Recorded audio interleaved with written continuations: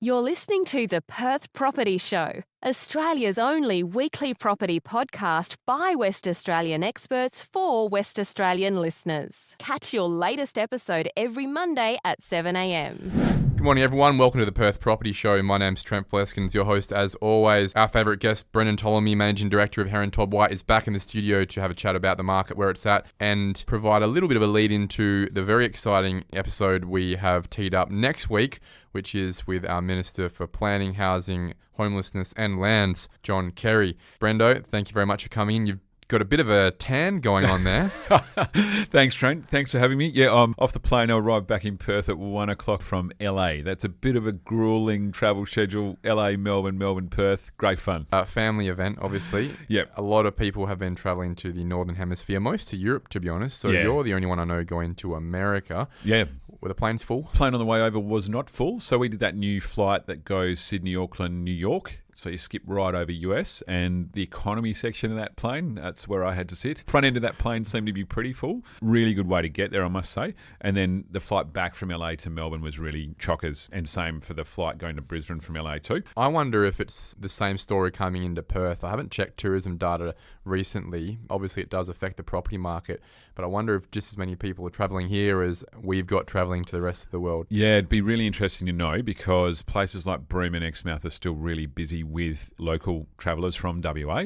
Exmouth now has those Melbourne Exmouth flights going, those types of opportunities for intrastate and international travel. Certainly from my experience in terms of airports across New York, Vegas, LA, everyone is travelling. They were chaotic. Well, we'll talk to the regional market in our regional market episode in a few weeks, because I'd love to hear how that market's going. There's a few interesting calls you guys have made on the property clock there about some of our regional markets. Moved a little bit around the clock there. Let's talk to the Perth market. That is our focus for today. There's quite a few things to talk about. Firstly, I think it's important to get an update. We've had a few listeners write into us saying, can we update a little bit more often on where the demand-supply situation is, a bit of a weekly update. So as a weekly update, we are sitting at about 5,245 properties on the supply side, aren't we, Brendon? Yeah, that's right. So that's this week's REWA listings. Of those, 2,442 are houses.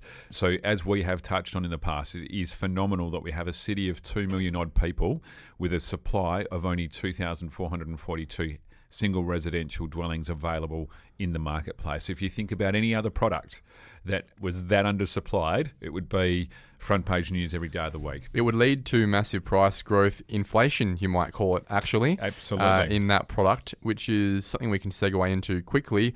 We had some recent data from REWA come out last week suggesting we've just hit new records. Where are we at with that?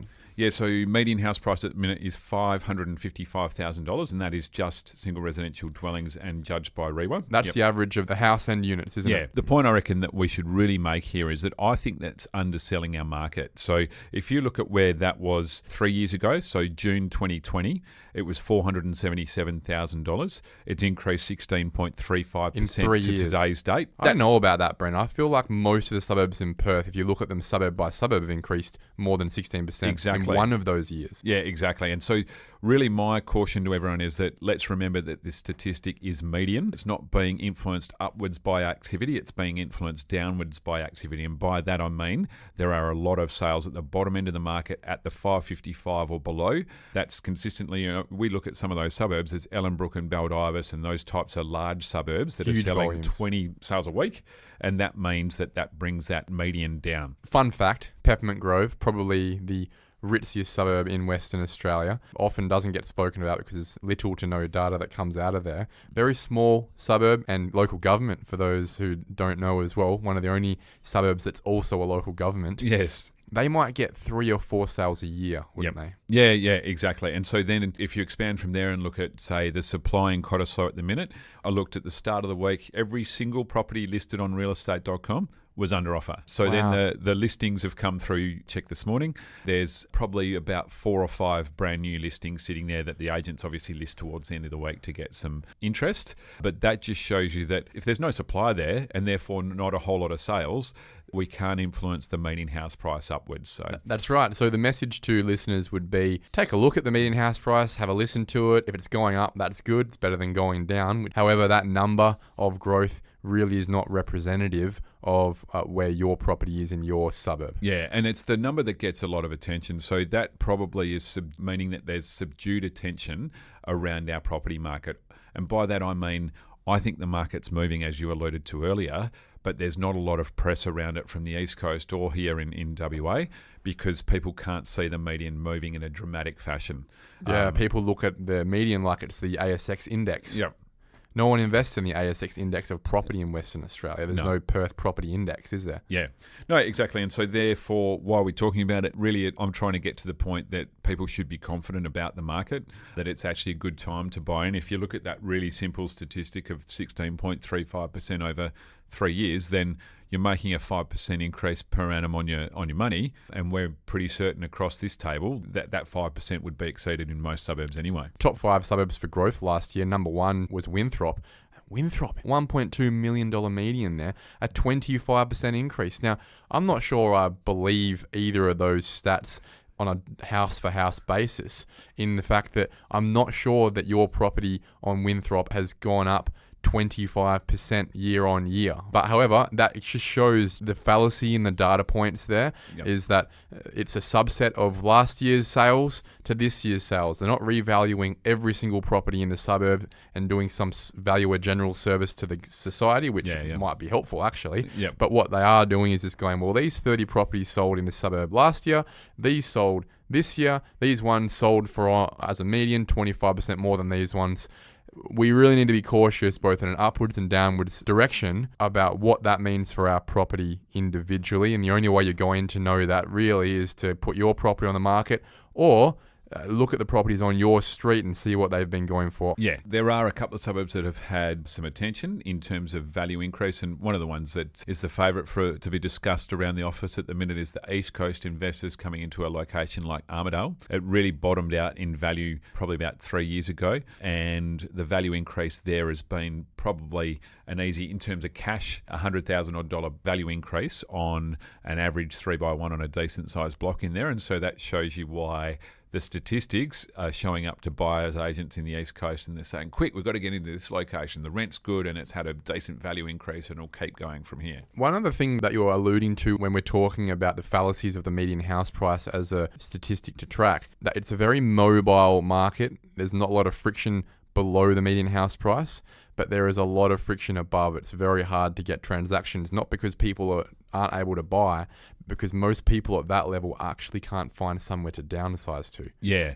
So there's a real theme running through the marketplace, and it's the detail sitting behind the supply side story. And that is, if you want to move somewhere, you can't either upsize or downsize because it is so difficult to go and find the product that you're after. So if you take the downsizer market, there's no luxury apartment supply for them to wholesale move into in the location that they would like to select, i.e. probably around the corner from where they live already. And then if you talk about the upgrade market, you're sitting on your existing house and you've got that real dilemma around, I know the rental market's tight, so I can't move out or sell my house. How do I transact or manage the transaction process from getting out of my house into the new house whilst I've still secure accommodation for myself and my family?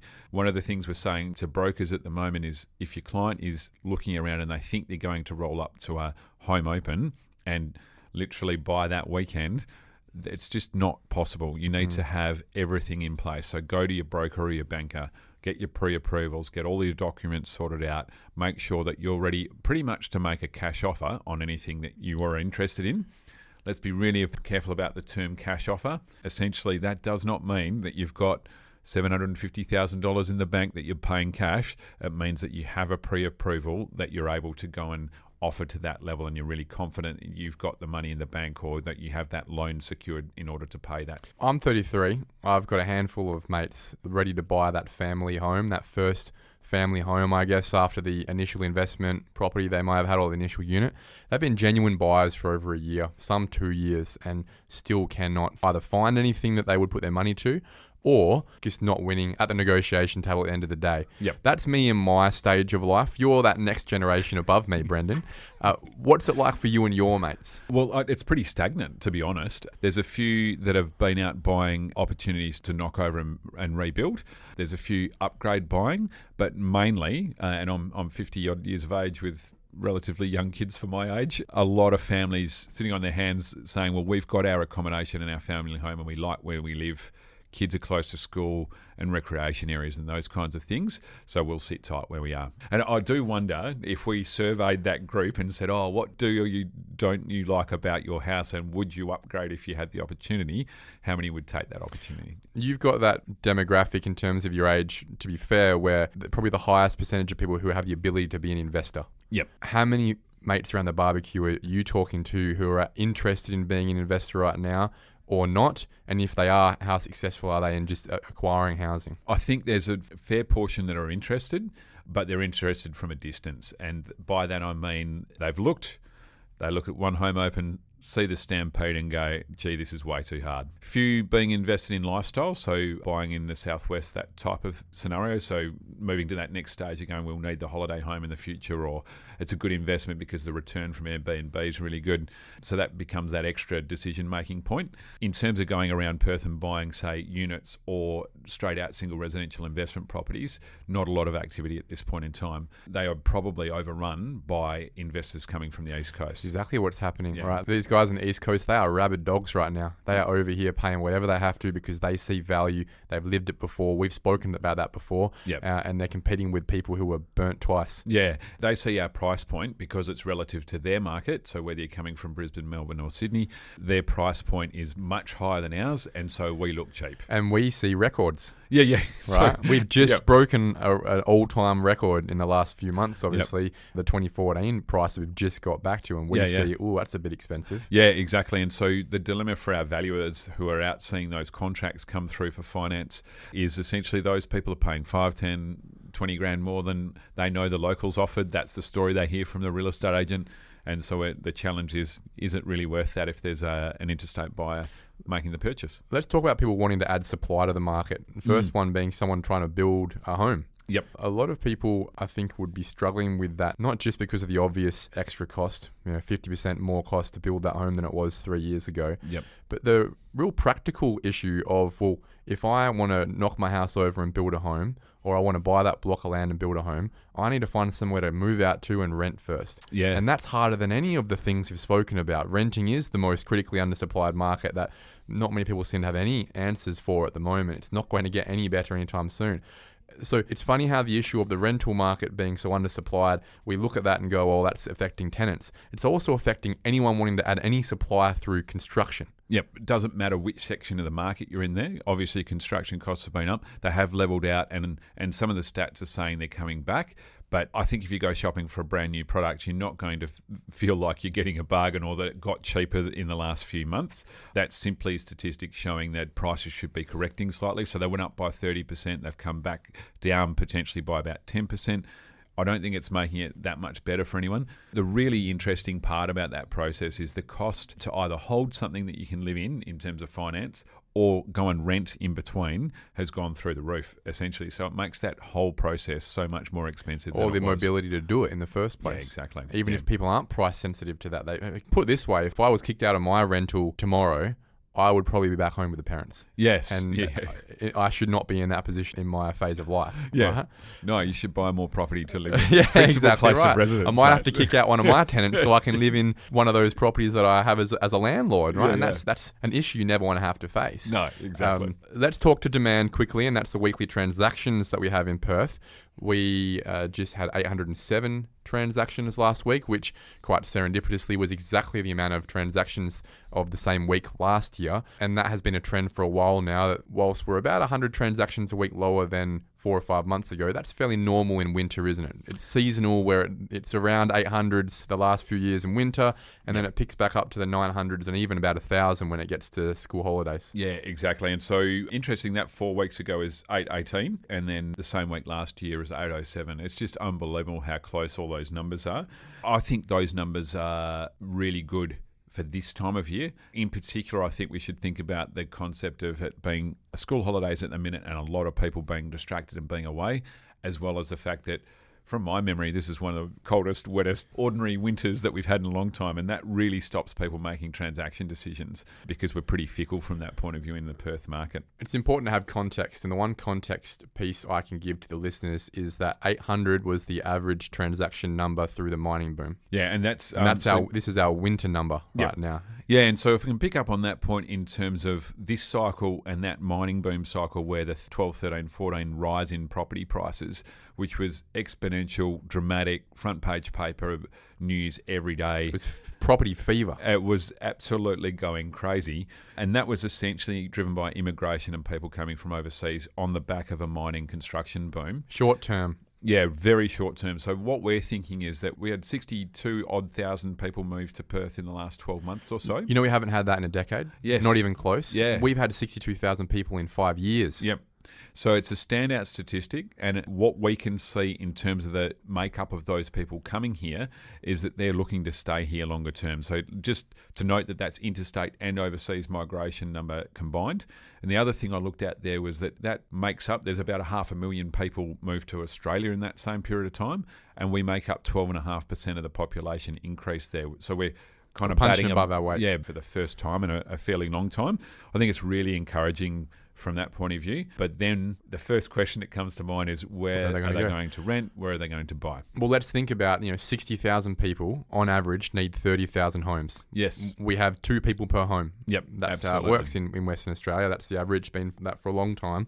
So we need 30,000 new homes just for the people coming here. Yes. We're already undersupplied, and we built about 14,000 homes last year. Yep. We don't really ever build more than 25,000 in the biggest booms we have, and the capacity of our market right now is maxing out at about 14,000 homes. We don't have any more tradies. I'm on site every day with our developments we do, and every day is just a disappointment of, oh, sorry, I don't have tradies for this. Oh, this person's on this job. Every tradie isn't doing one job. They're scooting between 4 jobs, keeping 4 people unhappy. Yeah. Right? So keeping 4 people unhappy. It's very frustrating right now, and it's simply a product of the fact that we are sitting at our capacity right now. The mining industry sucks every tradie out of Perth as quick as possible, and that's where we are right now, where if you think about the environment with which prices can drop, well, supply has to be greater than demand. Yep. It's pretty straightforward numbers right there, right? Just within new people coming in, we need 30,000 homes. Yep. We only build 14,000 at capacity right now. Yes. So what must happen to prices in that situation? They only go one way, Brendon. Yeah. And we know that immigration won't stop overnight. In fact, it may even go up, given the proposition in terms of unemployment rate sitting at about 3.5%. We're only just getting out of COVID. Let's remember, from a visa point of view, things take time. Exactly. I think the dilemma, and I think that probably that crisis kind of leading on to John Carey coming in, is actually for people to realise that the people that control the purse strings and the possibility on policy to realise that there actually is a full-blown crisis at our feet. Yep. It's not just homeless people, it's people across the whole continuum of property. Yeah, or already at the stage of families sharing houses and those kinds of, like 2 families in one house, those kinds of scenarios. People are making their own arrangements and getting desperate.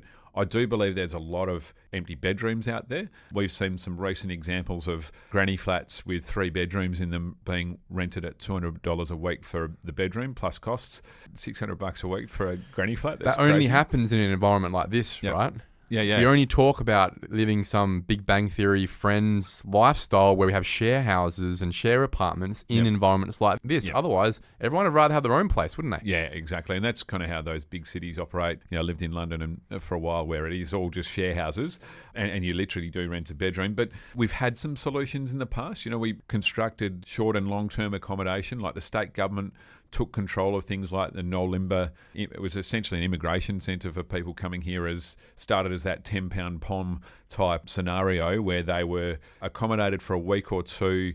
They were supplied with food and somewhere for the kids to go to school and bedroom accommodation, obviously, and kitchen facilities and stuff. Like, do we have to get back to those types of concepts and say, okay, we're really good at building dongers. So why don't we build a mining camp for workers in the city so that people can have a touchdown point when they get here?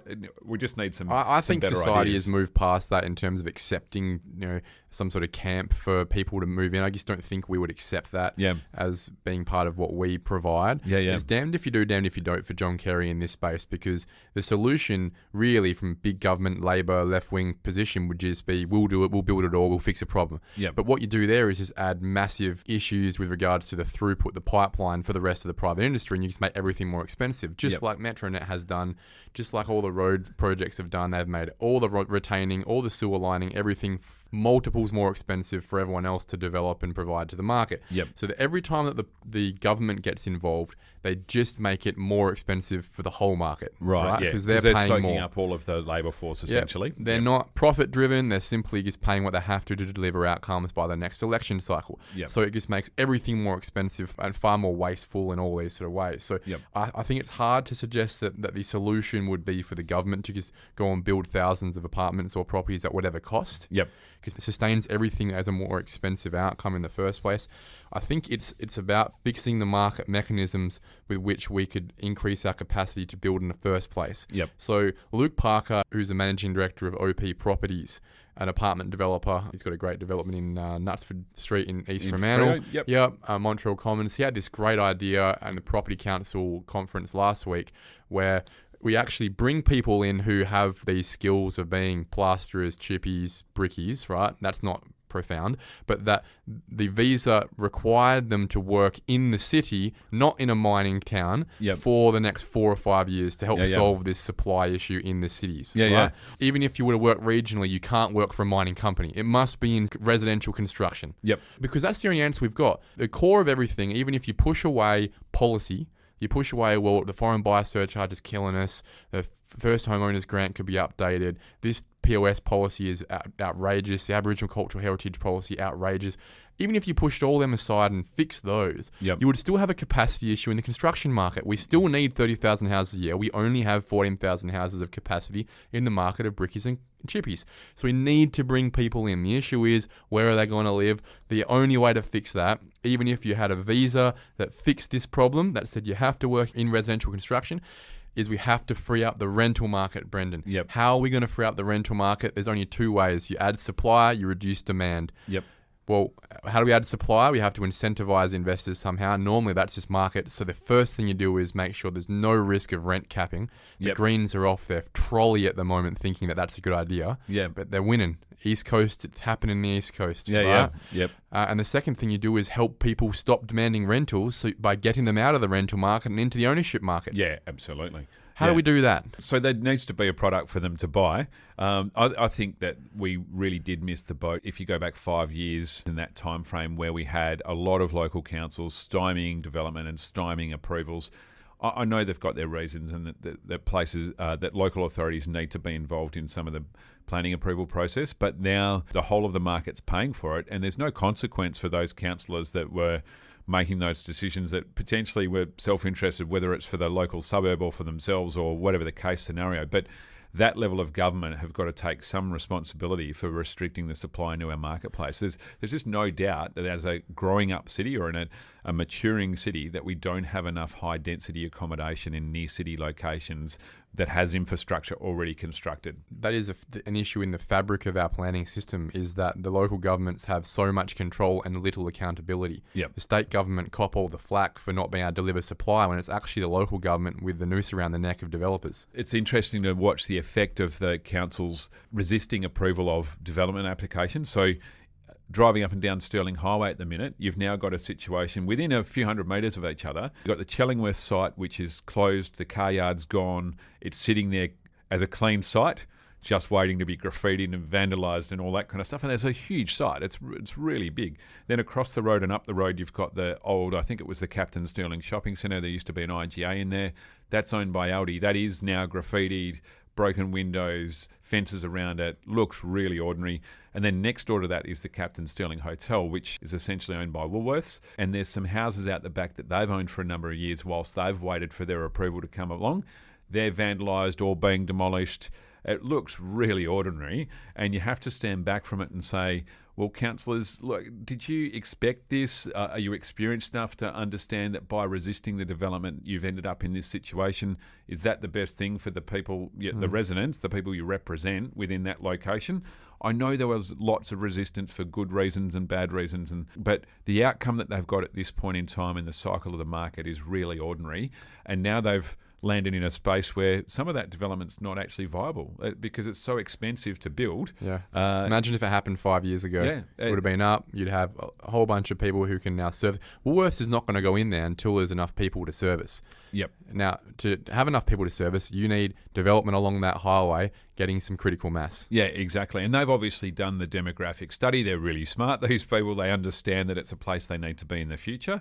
But you can't let the suburb degenerate whilst you wait for all the approvals to come along and the construction to commence. Yeah. Yeah, well, they'll point the finger at, well, it went through the proper due process and now it's just unfortunate that it's become too expensive to build most of this stuff. Yeah. That will be the response. And the councillors are actually still able to stand back and say, we didn't approve this. The state government has. So. And that's right. And look, this is one of the, I guess, the positive things to come out of the state government is that they are continually looking to improve their state approvals process. The JDAP, for the most part, I'm not a fan of a couple of the JDAP members who definitely are not competent enough to be on that panel, but for the most part, most are very competent and remove the political nature of their decision making for the betterment of the community. And that's why we're seeing things like Chellingsworth finally got approved. OBH, you got the OBH finally approved Yep. as well. This is going to start bringing some accessibility to the best amenities in our city to regular people who might not be able to afford 1,000 square meters with a mansion on it, but they could certainly afford a 2x2 on Stirling Highway. Yeah, or a 1x1 in a great location that's close to schools, universities, the city, and amenity. Yeah, it's really interesting to see how that evolves and whether that diversity in that pipeline comes along. In the last quarter, there were 0 apartment complex commenced construction. No surprises. And then as we've gone from June into July, there's 2 complexes that are just starting out of the ground at this point in time. There we go. These would be the first ones in nearly a year coming out of the ground. They're not massive. They're not bringing 250 apartments to the market. We're not talking huge complexes here. We're talking about tops 100 apartments across those developments. Yeah. Well, Tim Willing just got his apartment development in Coolbinia approved as well. Last week. The City of Stirling were, it sounds like, whilst taking their time to do their due diligence properly, generally supportive of it. Interestingly enough, the guys got, I think it's 1 or 2 levels approved higher than the acceptable outcome in the zoning there, which is just demonstrating that the only way that these developers are getting their apartment developments to work financially is they need a bit more height. Is that not something you think the government should be looking into more, is to use the incentive of extra height to maybe ask for a bit more in the ESG green space? I'm pretty sure the Canning Bridge precinct did this pretty well, where they had height limits for maybe 8 stories in the M8 area, but you can do an extra 2 stories if you meet certain green standards. What would be the big problem of that, for example, turning a 4-story building into a 6-story building? Yeah, and look, I firmly believe that there's 2 things going on there. One is that the council should be worried about what's happening on the ground to make sure that the amenity happens on the ground. Like, don't go to the developer and say, it's all got to be retail on the ground floor, thanks very much for coming. Go to the developer and say, what we need is for you to activate the street by doing X, Y, and Z, and we want to make sure that you put a coffee shop in there or a childcare centre or whatever the case might be on the ground floor to activate the space to make sure that the suburb still looks good from a ground floor level. Once it's built, I can guarantee you no one comes along later on and says, gee, that was going to be 6 stories. It's such a pity it's 8 now. No one will notice as long as the street is activated and well looked after and creates a community feel. Preaching to the choir there, Brendon. The amount of people that I've spoken to, it's funny how even people in the building and development industry, when they're a neighbour, turn to NIMBYs themselves. I've had people say, oh, it's zoned for 5 stories. I can't believe they're going for 7 and they're going to get it approved. That's not fair. They should be paying more, as if it affects people. Yeah. How many people actually look up and go, oh, Jesus Christ, that 1 degree of my viewpoint up there on the way to looking at the sun is really affected now, right? Yeah. And I think the thing that we all need to remember there, and why you and I are passionate about that density, is that it actually creates a community. Creates communities. And you get one chance, Brendon. Yeah. It means that you get a better ground floor outcome. You get 2 coffee shops instead of 1. You get the French patisserie and the coffee shop to choose from. You get more services around, and you get safer streets because there's people in the street. We need people to start getting that, and hopefully a bit more of, if we can tie it back to that, travel will help people. The more people can travel and see other cities around the world who are all functioning perfectly fine with 5, 6 stories, 7 stories. One great example, if people are around and they can drop through, is the cafes that have been activated down in Glyde Street in Mozzie Park there. Always been a really active local area. But Pact have recently finished Noma in there. There's a great, I can't remember the name of it, but I've had a couple of coffees from the coffee shop next door, and it is absolutely fantastic. Wouldn't be there without the apartments. Absolutely, and going crazy. It's just absolutely fantastic. The same people in that area who would have screamed bloody murder about these apartment buildings going up, saying it's going to ruin their lives, are now sitting there having a coffee on the ground floor. Yeah. And that product, it looks amazing from the street and looks amazing inside as well. Yeah. Hey, one thing that we don't talk about often enough that is actually a real impactor on our market, and I don't know how they get off scot-free all the time, are the banks. We were talking off air before the episode, and obviously you have a lot of touch points here being a valuer, about how the banks covertly influence the ability for the market to provide supply to the community. If you think about it, banks are the biggest investors in property in the country. When a developer goes in with their 30%, the bank brings 70%. You think that the developer is the owner of the project. Actually, it's the bank. They got the mortgage. They've got more money in it than any developer will have. Yeah, absolutely. And it's their policies that define how easy it is for certain housing types to get developed at certain times in the cycle. Yeah, and it's been really interesting that, for good reason, the banks have gotten shy in terms of lending to developers. They got burnt pretty badly on some East Coast developments. 20 years ago? Well, yeah, in the last cycle. So projects through Queensland where the Big Four had some exposure to, and that really changed their thinking around policy and whether they needed to be in that marketplace.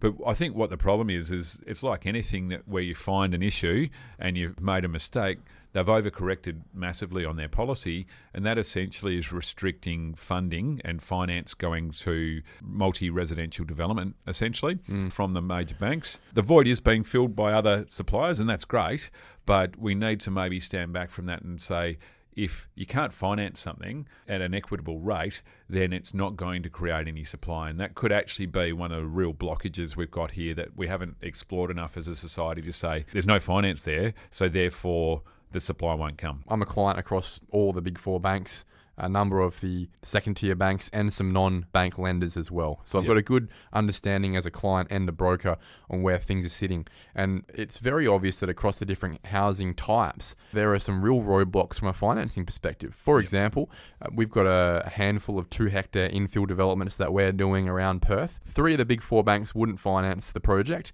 The 4th one would finance it at an LVR of 30%. Right? Which mean essentially you sit there and go, what's the point?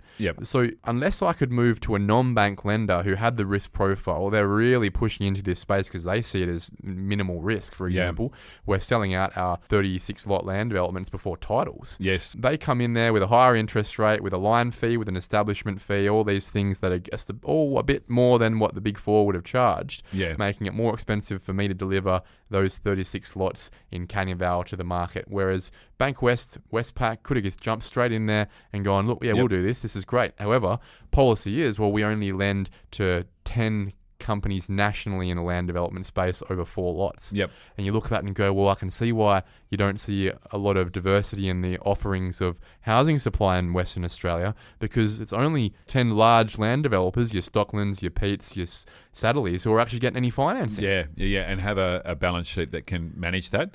Then you go to apartments. Exactly. And then I was just going to bring up the other part of that is just beyond the finance bit, it is extraordinarily difficult to get anything up anyway in terms of design and regulation. And so making the finance part of it a hard piece to go with all the other bits that are really difficult to do just means that we end up with only a certain number of companies that are able to create that supply for us. That's right. So at the moment, the only people that are got apartment developments going up right now are the big companies. So you're either your Blackburns or your Finbars, your Edges, who have got huge money behind them internationally or within the family, or guys who are bringing money in from Malaysia or Singapore who are coming in, some of those mid-tier groups. And to explain to people out there who don't understand how financing works in apartments, as a developer, you might have a project that has 40 apartments.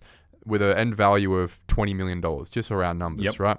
A bank will say, well, look, we'll lend you 65% of that, and you need to pre-sell 100% of the value of that debt anyway. So the bank is 100% covered, essentially. They got all pre-sales on the $13 million, and then the developer has to stump up the other $7 million his own money. Yes. Before he can even start the development, right? And what that means is that unless we get 13 million pre-sales, which would be 26 of the 40 apartments pre-sold, yes, he can't start because the bank won't give him the money. Yep. A couple of things happen there. One, it puts the project out a year or two trying to get 26 of these apartments pre-sold to people who aren't sure when or if ever this apartment development will get going. Yep. They're pre-selling it at a discounted price really just to get people in. Yes. So they're not actually maximizing the return that they would if they could sell at the end. And then obviously because it's delayed, it puts these risks that have obviously come straight into the market now where so many of these projects, if they weren't hamstrung by 100% pre-sale requirements from the banks, would have got building 3 years ago, Brendon. Yes. But because they couldn't get pre-sales in COVID, they're certainly not getting them now. Yep. And they're not getting them at the price they need, with the build contract being 40% more than it would have been 3 years ago. Yeah, spot on. So the situation in financing for apartments, whilst there are more banks that will finance apartments, the noose around the neck of developers has made it so much riskier, and it takes so much longer to get these off the ground because of it. Yep. And therefore we have no apartments. You wonder why there's no properties available for rent in the market right now. Yep. There are no apartments that have been developed because the banks aren't actually playing ball, sharing a bit of that risk with the developer, with the builder, right? Yep. You look at the way it is in China.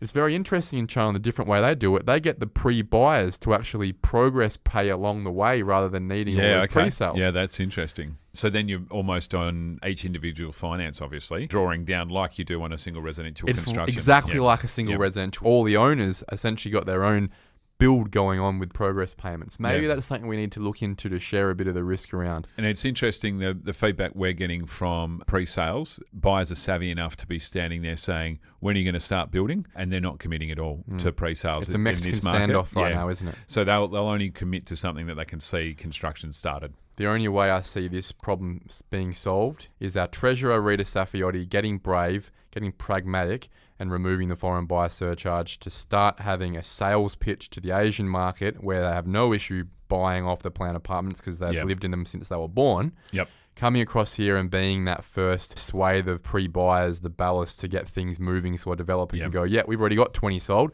You can be number 21. Yeah. And if they've bought up 10% of the complex, what's our problem with that? Yeah, exactly right. They're the people that are getting it off the ground. It is not costing us any more. In fact, we're actually getting more money in stamp duty, which I've spoken about before on this podcast, from these people actually coming back to Perth again. Yeah. Brendon, it's been a fantastic discussion on these points today. As we said at the start of the episode, Minister John Carey will be in next week. I'm very excited about that. I'm sure you are too. You're the last person on this podcast to speak before he comes in. You've got the final word. What is the message to our minister? The weight of expectation. Look, I think the supply side issue needs strong leadership. So we need new ideas there. We've talked about some here, but that's the challenge sitting in front of him. Strong leadership. He's clearly got the personality to do that, and he's clearly had that the form in terms of the way he's conducted himself as a minister in the past. So just looking forward to him bringing that leadership to that portfolio and some new ideas to try and solve that supply side issue. Be brave. Be brave, absolutely. Brendon Ptomoley, Managing Director of Heron Todd White. As always, such a fantastic morning having a chat with you, and look forward to speaking with you in a few weeks about the regional market. Cheers, mate. Thank you. Thank you for listening to another episode of the Perth Property Show. If you've only just joined the conversation, you can catch up by heading over to our website, perthpropertyshow.com.au, subscribing to the podcast, or joining our Facebook page. Don't forget to tune in next Monday at 7 a.m. for more expert insights, local analysis, and suburb spotlights. Happy hunting!